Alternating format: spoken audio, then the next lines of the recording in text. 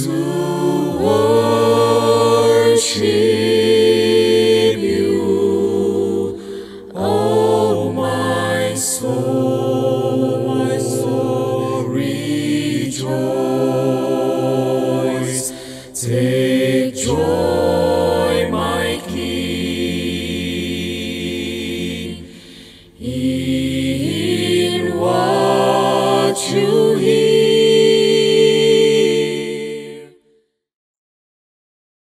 Selamat pagi Bapak Ibu sekalian, mari kita luangkan waktu kita sejenak untuk merenungkan firman Tuhan.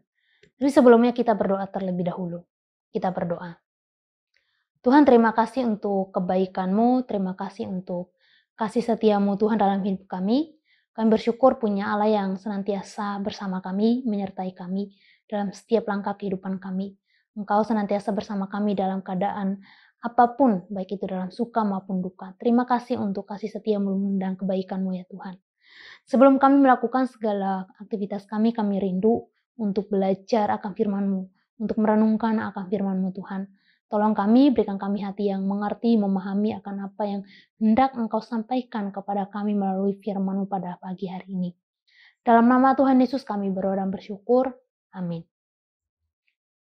Ya, Bapak Ibu, firman Tuhan yang kita renungkan pada pagi hari ini, saya ambil dari Mazmur 63 ayat 1 sampai 8. Ya, Bapak Ibu, pasti setiap kita pernah mengalami yang namanya rasa rindu.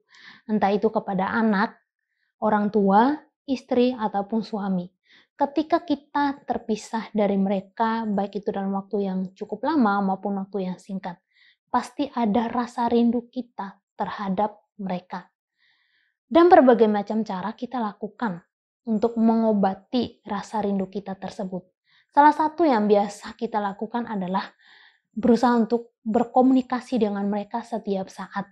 Entah itu melalui chat WA, telepon, maupun video call. Kita lakukan itu untuk mengobati rasa rindu kita. Bahkan kita ingin untuk cepat-cepat bertemu dengan mereka.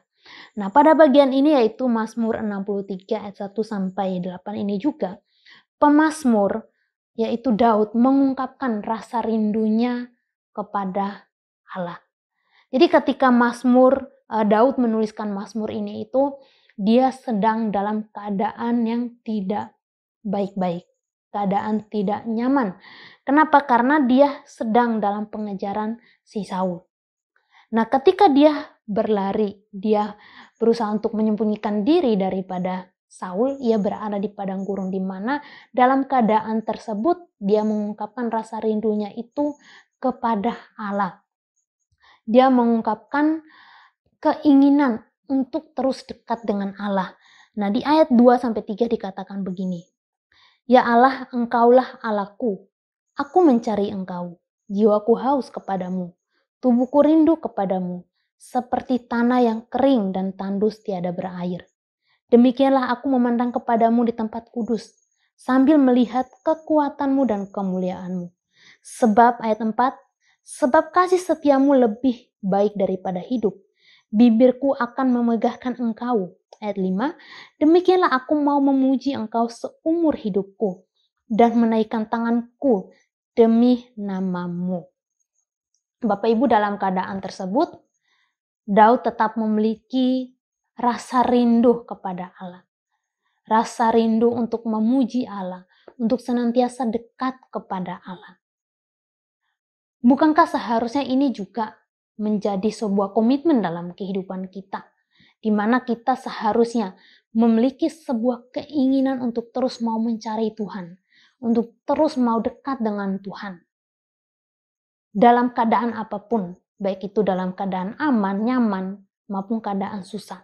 Jadi kita mencari Allah itu bukan hanya pada saat kita butuh saja, atau pada saat kita nyaman, tetapi kita mencari Dia setiap saat. Kita memiliki sebuah kerinduan untuk senantiasa dekat kepada Allah. Sama seperti Daud, di mana dia memuji Allah. Ada kerinduan untuk tetap bersorak-sorak kepada Allah.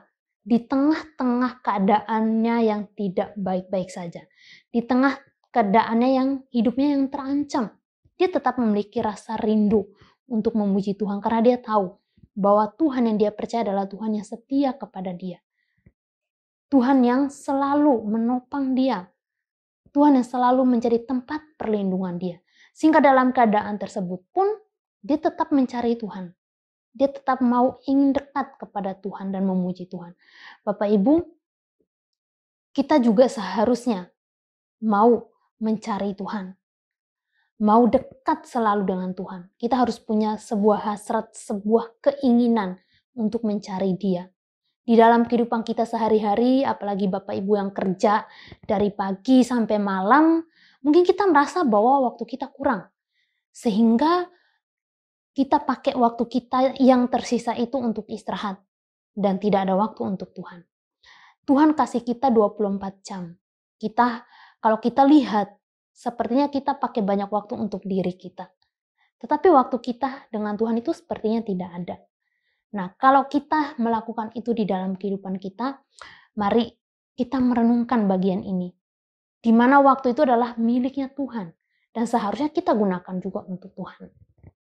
Kita mau meluangkan waktu kita di tengah-tengah kesibukan kita untuk mau mencari Tuhan. Untuk mau membaca firman-Nya, bersekutu dengan Dia.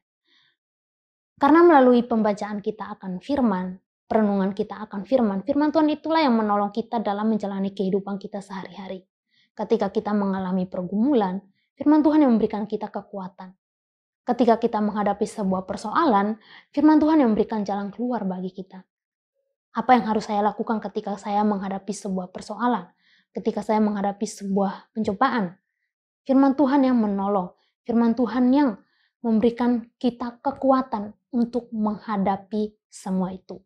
Karena itu Bapak Ibu, mari pada pagi hari ini saya mengajak kita untuk memiliki sebuah keinginan hasrat yang selalu rindu kepada Allah. Mencari Allah dalam keadaan apapun dan mencari Allah setiap saat. Mari kita berdoa. Tuhan, terima kasih untuk firman-Mu. Tolong kami ya Tuhan, sehingga kami memiliki hati yang selalu rindu akan Engkau, yang selalu ingin mencari Engkau di dalam setiap kehidupan kami.